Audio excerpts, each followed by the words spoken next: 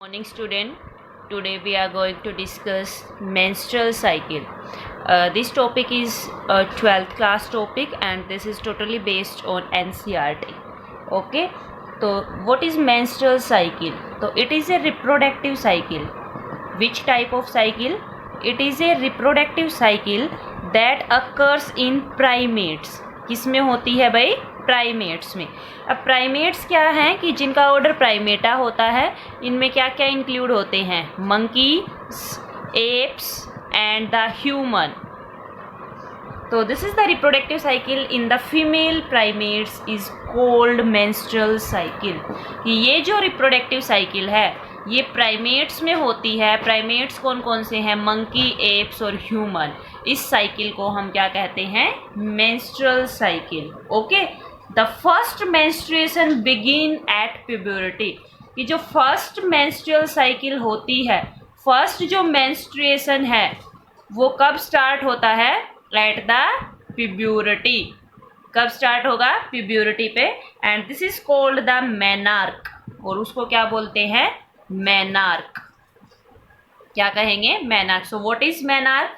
The first menstruation, first जो menstruation होता है that start at the puberty. कब शुरू होगा? प्यूबर्टी पे. और इसको हम क्या कहेंगे? Menarche. And menstrual cycle it is repeated at an average interval of about 28 to 29 days. ये कब रिपीट होती है? आफ्टर 28 और 29 डेज. और ये जो साइकिल इवेंट है कि स्टार्ट फ्रॉम वन मेंस्ट्रुएशन, कि जो एक बार जो साइकिल होगी menstrual cycle till the next menstruation, it is called the menstrual cycle. इसको हम क्या कहेंगे? Menstrual cycle. सो देखिए मेंस्ट्रुअल साइकिल है क्या कि एक तो ये प्राइमेट्स में होगी, रिप्रोडक्टिव साइकिल है. प्यूबर्टी के टाइम पे जब फर्स्ट मेंस्ट्रुएशन होता है तो उसको हम क्या कहते हैं? मेनार्क.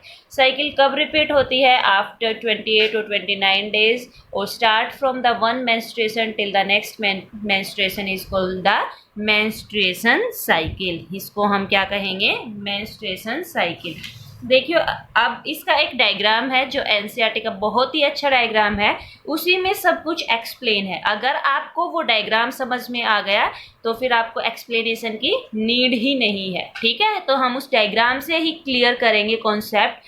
वो मोस्ट इम्पोर्टेंट डायग्राम है. उसमें जो इवेंट होते हैं हम वो इवेंट डिस्कस करेंगे. देखिए ये जो डायग्राम है इससे बेस्ट डायग्राम आपको कहीं भी मेंस्ट्रुअल साइकिल पढ़ लेना, इससे बेस्ट डायग्राम नहीं मिलेगा. और यही हम देखते हैं. देखो इधर आपको जो एक्स एक्सिस पे ये दिखाई दे रहे होंगे डेज हैं, ये 29 डेज हैं. फर्स्ट जो पीरियड है फर्स्ट टू फिफ्थ डे ये क्या है? Menstruation day. कौन सा डे है? मेंस्ट्रुएशन. सेकंड जो है फिफ्थ से लेके 13th तक ये है फॉलिकुलर फेज और इसका दूसरा नाम है प्रोलिफरेटिव फेज. ये जो 14th है ये यहाँ पे शो नहीं कर रखा है बट यहाँ पे 13 और 15 के बीच में क्या आएगा? 14. ये है ओव्यूलेटरी फेज. कौन सा फेज होगा? ओव्यूलेशन होता है 14th डे पे, उसको हम क्या कहते हैं? Ovulatory phase. फिर ये जो 15th to 22 डे तक क्या होता है? Luteal phase. और अगर फिर फर्टिलाइजेशन नहीं होता है तो कॉर्पस ल्यूटियम डिजनरेट हो जाएगा और फिर नेक्स्ट ये साइकिल क्या हो जाती है? बिगिन. तो 4 इवेंट होते हैं, 4 फेज होते हैं. मेंस्ट्रुएशन फेज, फॉलिकुलर फेज, यहाँ पे आप लिख लेना ओव्यूलेटरी फेज. ये 14th डे पे आप क्या लिख लोगे? Ovulatory phase. ओके. और फिर इसके बाद क्या है? ल्यूटियल या सिक्रेटरी फेज. आपने ये डे तो देख लिए नीचे. अब साथ साथ कि जब मेंस्ट्रुएशन होता है, जब ये इवेंट चलते हैं तो यूट्रस में क्या क्या इवेंट चलते हैं? ओके. ओवरी के हार्मोन में क्या चेंज होते हैं? ओवरी में क्या चेंज होते हैं? पिट्यूटरी हार्मोन में क्या चेंज होते हैं? ये जो डायग्राम है ना यही एक्सप्लेन करके दिखा रखा है जो आपकी बुक में है, तो हम यही स्टडी करेंगे. फर्स्ट फेज क्या होता है हमारा? Menstruation phase. The cycle start with the menstruation phase. Cycle कब स्टार्ट होती है? मेंस्ट्रुएशन फेज से, जो आप देख रहे हो. और ये फेज कितने दिन का होता है? 3 to 5th की किसी में 3 डेज का अप टू 5th डे तक हो सकता है। जो ये फ्लूइड निकलता है मेंस्ट्रुअल फ्लूइड, देखो यहाँ पे आपको दिखाई भी दे रहा होगा ये क्यों निकलता है। जो ये आपको ऐसे इस टाइप से दिखाई दे रही है ये एंडोमेट्रियम है। ये यूट्रस का इवेंट है ना, और यूट्रस में 3 वॉल हमने की थी, पेरीमेट्रियम, मायोमेट्रियम एंड एंडोमेट्रियम। जो ये आप देख पा रहे हैं ये क्या है, एंडोमेट्रियम। तो जब मेंस्ट्रुअल साइकिल होती है उस टाइम पे ये एंडोमेट्रियम क्या हो जाती है, ब्रेक डाउन। उस टाइम पे एंडोमेट्रियम क्या हो जाती है, ब्रेक डाउन। और इसकी ब्लड वेसल्स से जो फ्लूइड रिलीज होता है किसकी वजह से, एंडोमेट्रियम की ब्रेक होने की वजह से वेजाइना के थ्रू, उसी को हम क्या बोलते हैं, मेंस्ट्रुएशन, मेंस्ट्रुअल साइकिल। ये मेंस्ट्रुअल साइकिल कब होगी, when ovum is not fertilized, कि जब ओवा फर्टिलाइज नहीं होगा, फर्टिलाइजेशन नहीं होगा, तभी क्या होती है, menstruation cycle. Lake of menstruation में बी इंडिकेशन ऑफ प्रेगनेंसी, कि अगर मेंस्ट्रुअल साइकिल नहीं हो रही है तो इसका मतलब वो किसका इंडिकेशन है, प्रेगनेंसी का। मैक्सिमम केस में यही होता है, बट कई बार menstrual cycle due to stress, due to poor health भी क्या हो जाती है, डिले हो सकती है। ठीक है, तो ये मेंस्ट्रुअस फेज में आपने क्या किया, हमने देखो यूट्रस में देखा, यूट्रस में एंडोमेट्रियम ब्रेक डाउन हो गई तो एंडोमेट्रियम थिन होगी, वो ब्लड वेसल्स की फॉर्म में बाहर निकलेगी। तो ये हमारा यूट्रस में इवेंट हुआ। फिर हमने देखा ओवरी में मेंस्ट्रुएशन हुआ, तब एस्ट्रोजन और प्रोजेस्टेरोन इन हार्मोन का लेवल क्या चलता है, पैरेलल। ठीक है, ओवरी के अंदर हमने देखा कि ये जो फॉलिकल्स की डेवलपमेंट हुई, और एफएसएच और एलएच भी ये इनका क्या है, पैरेलल रेगुलेशन है। ठीक है, फिर हमारा सेकंड जो फेज आया follicular phase, proliferative phase.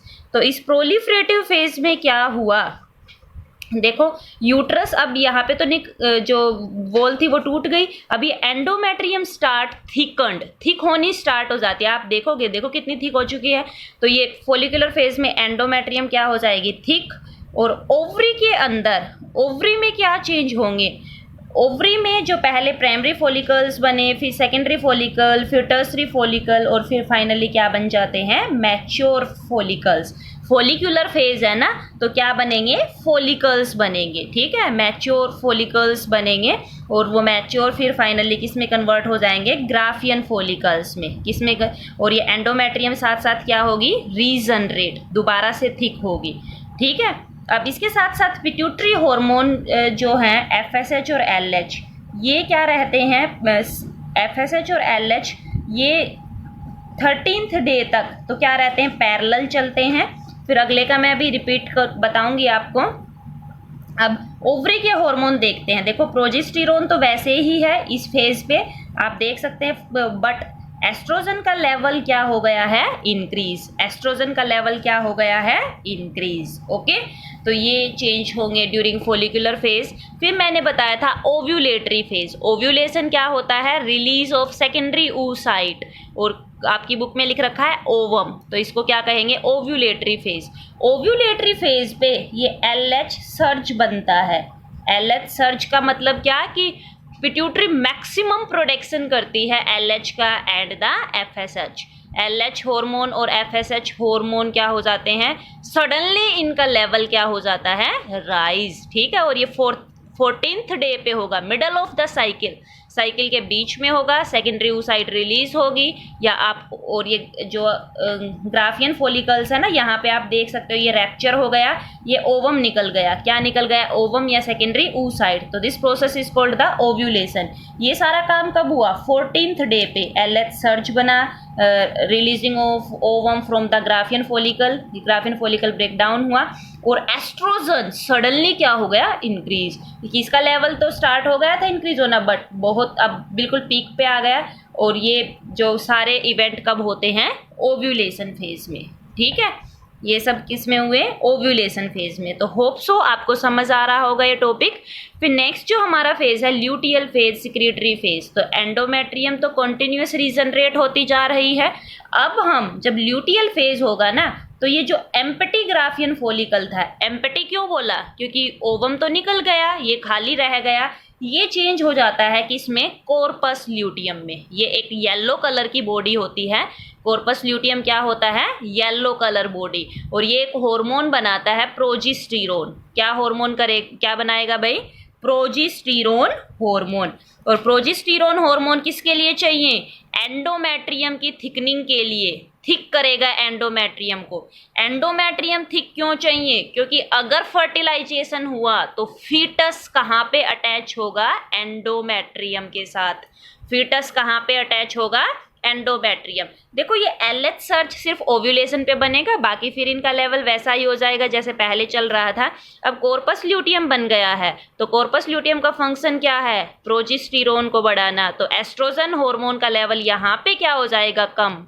22 day तक है ये यहाँ पे, और सडनली प्रोजेस्टेरोन का लेवल क्या हो जाएगा? इंक्रीज। प्रोजेस्टेरोन क्या करेगा? ये एंडोमेट्रियम है, इसको थिक करेगा, क्योंकि अगर फर्टिलाइजेशन होता है तो प्रेगनेंसी होगी, और फीटस कहाँ पे अटैच होगा? इस एंडोमेट्रियम के साथ अटैच होगा। ठीक है, तो अगर फर्टिलाइजेशन नहीं हुआ तो ये कॉर्पस ल्यूटियम भी डीजनरेट हो जाएगा। आप देख रहे हो ना, रिग्रेसिंग कॉर्पस ल्यूटियम। फिर दोबारा से एस्ट्रोजन का लेवल क्या हो जाएगा? बढ़ जाएगा। देखो ये प्रोजेस्टेरोन नीचे आ गया, और दोबारा से जो नेक्स्ट मेंस्ट्रुअल साइकिल है वो क्या हो जाएगी? स्टार्ट। नेक्स्ट मेंस्ट्रुअल साइकिल क्या है? स्टार्ट हो जाएगी। और अगर फर्टिलाइजेशन होता है तो प्रेगनेंसी होगी, और उस टाइम पे मेंस्ट्रुअल साइकिल क्या हो जाएगी? स्टॉप। या अगर प्रेगनेंसी होगी तो जितने भी मेंस्ट्रुअल साइकिल के इवेंट हैं, ये सारे इवेंट क्या हो जाएंगे? Stop. There is no menstruation. अगर फर्टिलाइजेशन नहीं हुआ तो कॉर्पस ल्यूटियम डीजनरेट होगा, और फिर दोबारा से एंडोमेट्रियम टूटेगी, और फिर नई साइकिल क्या होगी? रिपीट होगी। अब जो ह्यूमन फीमेल में जो ये मेंस्ट्रुअल साइकिल है ना, ह्यूमन फीमेल के अंदर स्टार्ट तो कब हुई थी? प्यूबर्टी पे, जिसमें हमने मेनार्क बोला था, बट ये स्टॉप हो जाती है 50 ईयर्स। कब स्टॉप हो जाती है? किसी किसी में 45 to 50 ईयर्स में ये स्टॉप हो जाती है, तो इसको बोलते हैं मेनापोज। क्या बोलते हैं? मेनापोज। ठीक है, मेनार्क क्या है कि जब स्टार्ट होती है, फर्स्ट टाइम होती है मेंस्ट्रुअल साइकिल, तो वो मेनार्क। और मेनापोज क्या है कि मेंस्ट्रुअल साइकिल चीज और स्टॉप कि बंद हो जाती है, स्टॉप हो जाती है at the age of 45 to 50 years.